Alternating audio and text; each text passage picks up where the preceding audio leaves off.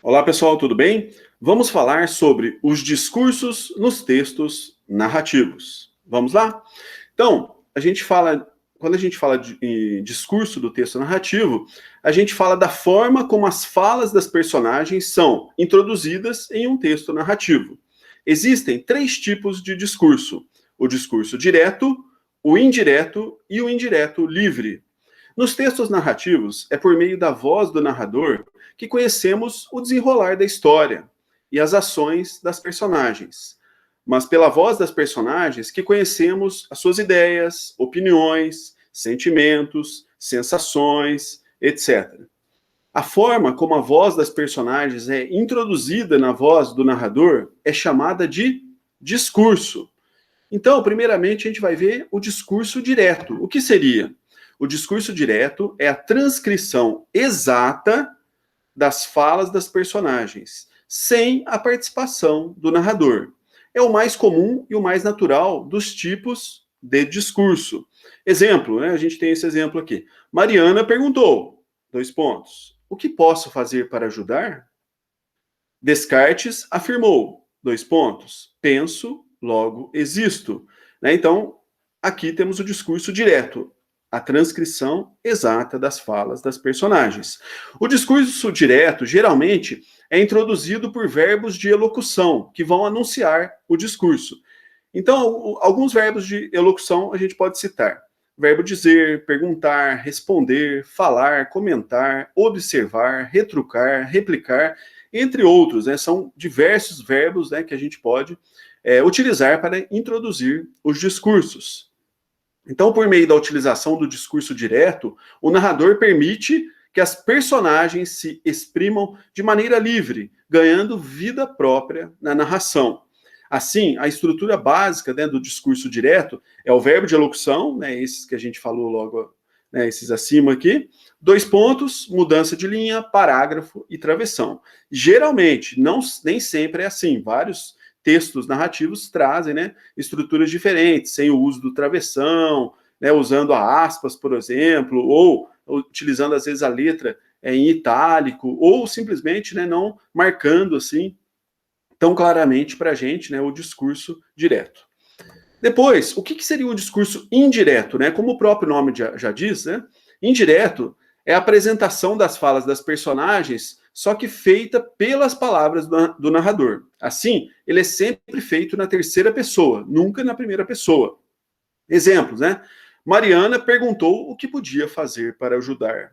Descartes afirmou que pensava, logo existia. Né? Aí a gente tem um rompimento, né, com a questão do discurso direto. Não tem aquela organização, não tem o discurso não está exatamente marcado, né, não é tão fácil, né, para a gente perceber. Então, o discurso indireto, ele também é introduzido por verbos de elocução, né, se a gente for ver. Mariana perguntou, né, o perguntou é o verbo de elocução.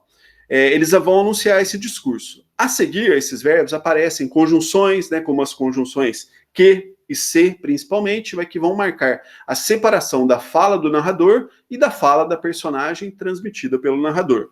Assim, a estrutura básica do discurso indireto fica desse jeito. Tem a fala do narrador, um verbo de elocução, geralmente uma conjunção, mais a fala da personagem pelas palavras do narrador. Então, no discurso indireto, o narrador é o responsável por falar na vez da personagem, utilizando suas próprias palavras para reproduzir a essência das falas das personagens, bem como suas reações e sua personalidade. Então, diferentemente do discurso direto, né, que busca a exatidão da fala da personagem, aqui não. No indireto, nós temos a interferência clara do narrador. Por último, a gente vai falar sobre o discurso indireto livre, que é a apresentação das falas das personagens inseridas dentro do discurso do narrador. É o mais difícil e o mais dinâmico dos três tipos de discurso, né? Então a gente vai ver um exemplo. Então, Paula corria mais do que podia para tentar resolver a situação. Logo a mim isso tinha de acontecer. Ela não sabia se conseguiria chegar a tempo e resolver aquela confusão. Tomara que eu consiga.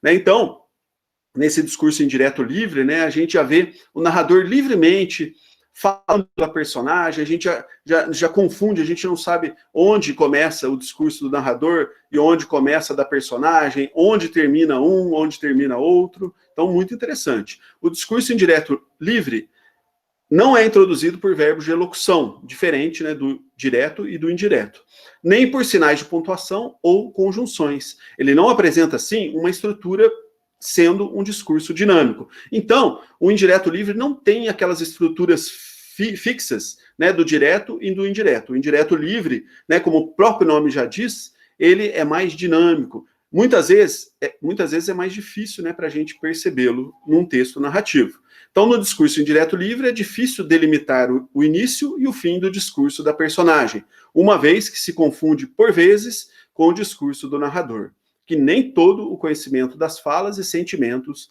das personagens. A principal distinção é que as falas das personagens são narradas na primeira pessoa, enquanto o discurso do narrador se encontra na terceira pessoa. Então, ficar bem atento. Sempre, né? As falas das personagens no discurso indireto livre vão estar marcadas pela primeira pessoa, eu, e o discurso do narrador, terceira pessoa, ele, ela. Certo, pessoal? Então, esses são os tipos de discursos em um texto narrativo. Discurso direto, indireto e indireto livre. Espero que tenham aprendido um pouquinho mais sobre o assunto. Um abraço para vocês, cuidem-se, bons estudos, até mais. Tchau, tchau.